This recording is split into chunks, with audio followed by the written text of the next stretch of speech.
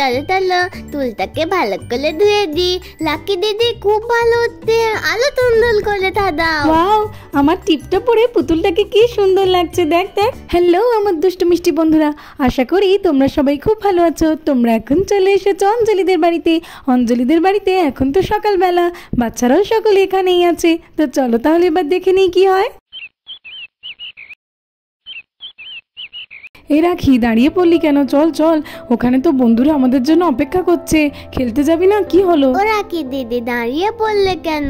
চলো চলো, আমরা তো এখন খেলতে যাচ্ছিলাম, খেলবে চলো। প্রত্যেক দিনের মতো আজকেও মাঠে গিয়ে খেলতে আমার একদম ইচ্ছে করছে না। আমার তো আজকে বাড়িতে বসে বসে পুতুল নিয়ে খেলার ইচ্ছা হচ্ছে, কিন্তু আমার পুতুলটা তো নষ্ট হয়ে গেছে, খারাপ হয়ে আছে। কি নিয়ে আমি খেলবো? তাই আমার একদম কিছুই ভালো লাগছে না। এই দিনকে আমি খেলতে নিয়ে গিয়েছিলাম, আর তখন থেকেই তো নোংরা কাদা মাটি মাখিয়ে এখন পড়ে আছে। তাহলে কি হবে লাকি দিদি? হ্যাঁ, তাহলে কি আমরা আর কোনোদিনও পুতুল খেলা খেলবো না? চলো না মিমিকে গিয়ে বলি আলো নতুন একটা পুতুল কিনে দিতে। না রে ঈশা, মা তো এখন আর কোনো পুতুল কিনে দেবে না। পুজোর সময় তাই কত কান্নাকাটি করে কিনেছিলাম। মা বলেছিল যে অনেক দিন ওটা নিয়ে খেলতে, তাই এখন বললে আর কিছুই কিনে দেবে না। আমার একদমই ইচ্ছে করছে না। তোরা দুজনে জানারে খেলতে। তোরা মেয়েরা না সবসময় কি যে পুতুল পুতুল করিস বুঝি না বাপু। কি সুন্দর মাঠে যাবি, দৌড়াবি, ছুটবি, লুকোচুরি খেলবি, তা নয় ঘরে বসে বসে কিনা পুতুল খেলবে। হ্যাঁ, এ আবি চুপ কর তো, আমি তো তোকে কিছু বলিনি। তোর যখন এত ইচ্ছা তুই খেলতে যা না। আমার পুতুলের জন্য মন খারাপ হচ্ছে তো তোর কি হয়েছে? হ্যাঁ, আমারও তো পুতুল খেলা করতে খুব ভালো লাগে। আর আবিল দাদা, আমরা যখন পুতুল খেলি তখন আমাদের পাতে বসতে বলো কেন? সে যখন খেলার জন্য কাউকে পাই না তখন আমি তোদের সঙ্গে বসে পড়ি, নইলে রোয়ান টোয়ান থাকলে তোদের সঙ্গে আমি একদমই খেলি না। চল না রে, মাঠে যাই, দেখবি অনেক মজা হবে। চল না, চলো যাই, গিয়ে একটু বিশ্রাম নিয়ে নিই। অঞ্জলিকে তো সব বাজার করে এনে দিয়েছি। যাই এবার একটু বসে নিয়ে তারপরে আবার জমিতে যেতে হবে, অনেক কাজ পড়ে আছে। আজকে বাজারে যা ভিড় ছিল না, বাপ রে বাপ। যাই হোক, একটু বসে নিই, তারপরে তো জমিতে গিয়ে গাছগুলোতে জল দিতে হবে। ও রাখি দিদি দেখো, আঙ্কেল তো বাজার থেকে তোলে এতেতে। চলো চলো আঙ্কেলের কাছে গিয়ে বায়না করি পুতুল কিনে দেওয়ার জন্য, কারণ আগের বারে তো আঙ্কেলই আমাদের পুতুল কিনে দিয়েছিল, মিমির কাছে বলার দরকার নেই। চলো চলো আমরা আঙ্কেলের কাছে যাই। বলেছে, আমি তো এটা ভেবে দেখিনি। যাই যাই, বাবাকে গিয়ে বলি। বাবাকে গিয়ে বললে নিশ্চয়ই কিনে দেবে পুতুল। ওরা যদি বাবার কাছ থেকে পুতুল কেনে তাহলে আমিও একটা ভালো দেখে গাড়ি কিনে নেবো এই সুযোগে। যাই যাই, আমিও যাই। বাবা বাবা শোনো শোনো, আমার একটা দরকার আছে। শোনো বাবা, আমারও একটা দরকার আছে। আমারটাকে শোনো, আমারটাকে শোনো। আরে বাবা রে, চুপ করো চুপ করো, কান মাথা তো ঝালাফালা করে দিলে। কি হয়েছে কি তোমাদের? চেঁচানোর দরকার নেই, বলো না কি হয়েছে। একে তো বাজারে এত ভিড় ছিল, সবে এসে একটু বসেছি। তোমাদের কি হয়েছে বলো না এক এক করে। আসলে বাবা, আমার একটা নতুন ভালো পুতুল চাই। আগের বারে পুতুলটা তো খারাপ হয়ে গেছে, দেখো ওই নোংরার মধ্যে পড়ে আছে। আমরা কি নিয়ে খেলবো কিছুই বুঝতে পারছি না। আমাদের একটা নতুন পুতুল চাই। মাঠে তো কাদা হয়ে আছে, দুদিন আগে বৃষ্টি হয়েছিল না, তাই তো খেলতে যেতে ভালোই লাগছে না। আঙ্কেল, আমাদেরকে একটা দল কিনে দাও না গো, দাও না। খুব ইচ্ছা করতে দল নিয়ে খেলা করতে। সুন্দর একটা পুতুল দাও না। এই তো কদিন আগেই পুজোয় তোমাদেরকে একটা নতুন ডল কিনে দিলাম, তার এই অবস্থা করে দিয়েছো এত তাড়াতাড়ি। অঞ্জলির সঙ্গে তো অনেক ঝগড়া করে কিনেছিলাম, আবার এখন পুতুল কিনতে গেলে অঞ্জলি তো খুবই রাগারাগি করবে। না না আঙ্কেল, মিমি কিচ্ছু বলবে না। একটা পুতুল কিনে দিতে হবে, মাত্র একটা, আর তাই না। আরে আরে, এরা এত করে বলছে, বাবা যদি ওদের পুতুল কিনে দিতে রাজি হয়ে যায় না, আমারটাও বলি। বাবা, আমার একটা নতুন কার চাই, আমার কারটাও তো পুরানো হয়ে গেছে। বাবা, আমার একটা কার চাই। আঙ্কেল, আমার একটা পুতুল চাই, আমার একটা পুতুল চাই, আমার একটা পুতুল লাগবে। হ্যাঁ, আমার কার চাই, কার নতুন কার। আরে কি ব্যাপার, বাচ্চারা হঠাৎ করে এমন চেঁচামেচি করছে কেন? কি হলো? ঠিকই তো ছিল, আকাশ ওইদিকে যাওয়ার পর থেকেই এমন শুনতে পাচ্ছি। মনে হচ্ছে ওরা আকাশের কাছে কিছু একটা বায়না করছে। দাঁড়াও, ওদের দেখাচ্ছি মজা। সবসময় শুধু বায়না করা। চলো তো যাই, গিয়ে দেখি কি হয়েছে। কি রাখির বাবা? ঈশা, আবির এইভাবে মেঝেতে পড়ে গড়াগড়ি দিচ্ছে কেন? কি হয়েছে ওদের? মিমি, আমাদের দিদিভাইয়ের একটা দল চাই, দল। হ্যাঁ মা, ওদের যদি ডল চাই তাহলে আমারও একটা কার চাই, নতুন কার। কি বলছো? ডল আবার কার? কাউকে কিচ্ছু দেওয়া হবে না। এই তো কদিন আগে পুজোয় আবিরকে একটা নতুন কার, রাখি আর ঈশাকে ডল কিনে দেওয়া হলো, তারপরে আবার কেন চাইছো? হ্যাঁ, কদিনের মধ্যে এই অবস্থা করে দিয়েছো পুতুলটার, ওই সামনে নোংরা করে ফেলে রেখেছো। না, তোমাদের কাউকেই কিচ্ছু দেওয়া হবে না। রাখির বাবা, তোমাকে বলে দিলাম, যদি তুমি কিনে দিয়েছো কিছু, তাহলে আমি তোমাদের সকলের খাওয়া বন্ধ করে দেব। আর তোমার যদি কোনো কাজ থাকে তাহলে এখানে বসে থেকো না, জমিতে চলে যাও। আমার রান্নাঘরে অনেক কাজ আছে, আমি রান্না করতে গেলাম। সব দিন শুধু কার আর ডল, কার আর ডল। আঙ্কেল, তাহলে আমাদের পুতুল কিনে দেবে না? দেখছো তো মা, আন্টি কেমন রেগে গেছে। আচ্ছা ঠিক আছে, আমি আন্টিকে একটু বোঝাই, আন্টিকে বুঝিয়ে আমি তোমাদেরকে জমি থেকে এসে কিনে দেবো, কেমন? না হলে তো দেখছো আন্টি আমাদের খাওয়াটাই বন্ধ করে দেবে। আচ্ছা বাবা ঠিক আছে, তুমি না হয় পরেই কিনে দিও। চলো চলো যাই দেখি। অঞ্জলি তো মনে হয় খুবই রেগে গেছে। এই রাখি আর আবির এখনো আসলো না কেন বলতে? রে চল চল গিয়ে দেখি ওরা কেন গেল না খেলতে। এই রোহান, আমরা আজকে খেলবো না রে, তোরা চলে যা।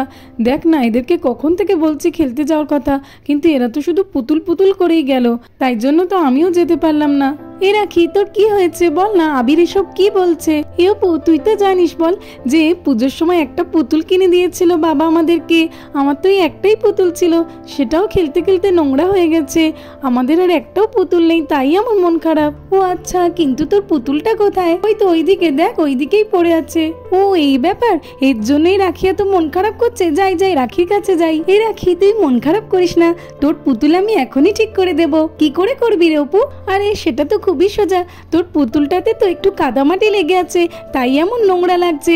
ওটাকে ভালো করে স্নান করিয়ে চুলে শ্যাম্পু করে দিলে দেখবি একদম নতুন হয়ে যাবে। দিদি তো ঠিকই বলেছে, প্রথমে পুতুলটাকে টান করাবো, তুন্দল করে থাদাবো, তারপরে তো আমরা ওই পুতুলটাকে নিয়ে খেলা করতে পারবো, আর আন্টিও গিতে বলবে না। অপু রাখি, আমরা পুতুলটাকে গিয়ে তাড়াতাড়ি পরিষ্কার করি, স্নান করাই, ড্রেস পরাই। চল চল। হ্যাঁ তবে তাহলে খুব মজা হবে। ইলে হ্যাঁ এই তো, এই আবির এবার এই বাথটাবটার মধ্যে জল দিয়ে ভর্তি করে দে। হ্যাঁ হ্যাঁ দিচ্ছি, একদম ভর্তি করে দেবো।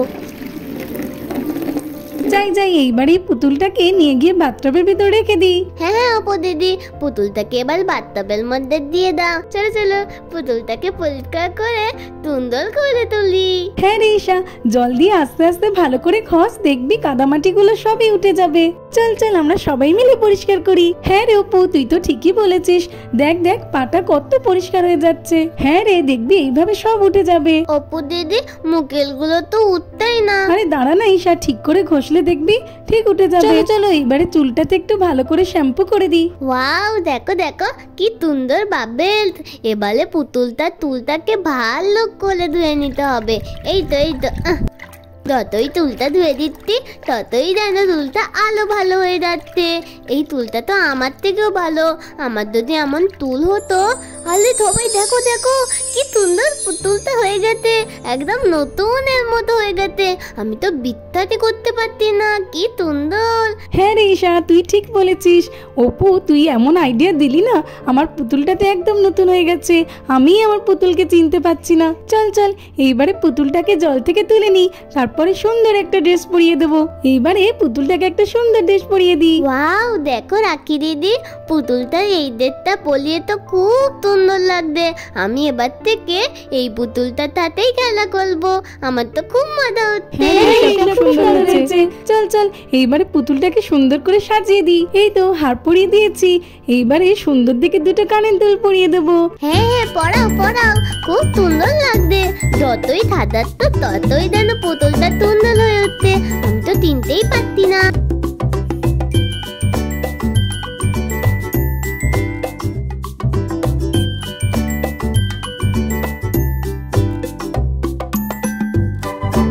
এই তো, এইবারে চুলটাকে সুন্দর করে আঁচড়ে দিই, তারপরে ভালো করে বেঁধে দেবো, দেখবি কত সুন্দর লাগে।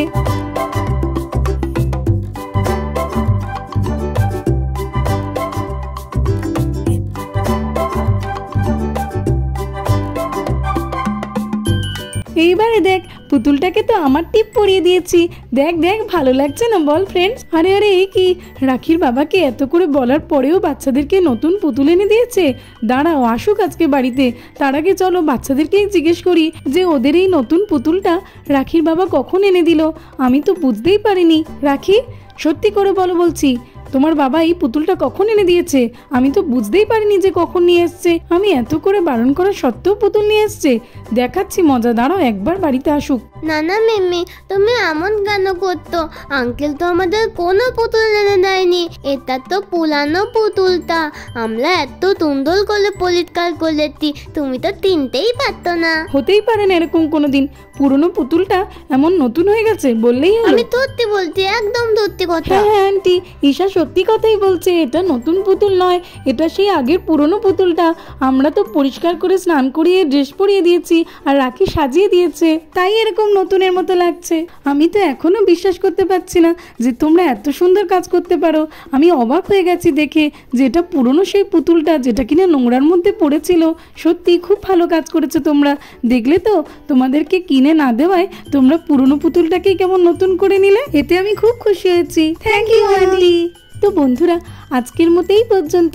ভিডিওটি ভালো লাগলে আর এরকম আরও ভিডিও দেখতে হলে আমার চ্যানেলটাকে সাবস্ক্রাইব করে দেবে। Thanks for watching. দেখা হবে পরের একটি এপিসোডে। টাটা।